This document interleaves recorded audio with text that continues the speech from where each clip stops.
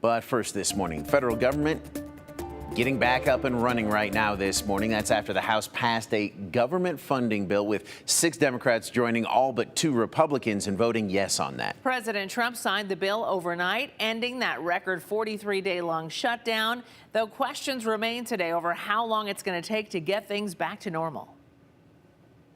With a vote in the House, the bill is passed, and a presidential signature overnight.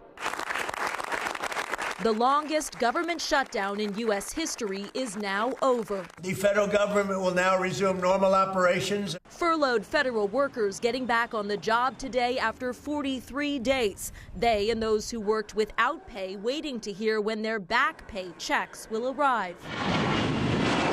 As airlines work to return to full capacity, the FAA freezing flight reductions at 6% instead of the planned 10% by Friday, with easing staffing shortages set to gradually unsnarl weeks of delays and cancellations. I think it's horrible how politicians, all of them, use us as pawns. SNAP federal food assistance will also grind back into gear for the millions of Americans still waiting for their full November payments, turning to food banks instead.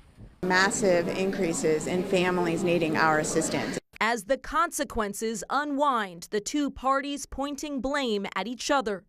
Absolutely no question in anybody's mind now that the Democrats were responsible for this. Donald Trump and Republicans made the decision to shut the government down. Would rather do that than provide health care that's affordable. As Democrats face their own divisions over the deal moderates in the Senate reached with Republicans that did not include health care reforms, an issue Republicans say they're now ready to address with the government back in business. In Washington, Alice Barr, NBC News. That was, in fact, Alice Barr. And the Senate's top Republican promised a vote on extending those Affordable Care Act tax credits that Democrats have been holding out for.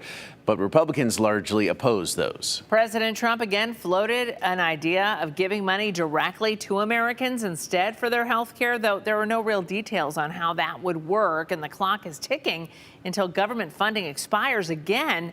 At the end of January, we could find ourselves again in a government shutdown. Idaho Congressman Mike Simpson released a statement saying in part, quote, "As we reopen the government, I look forward to returning to regular order by continuing bipartisan negotiations on single subject spending bills through the appropriations process."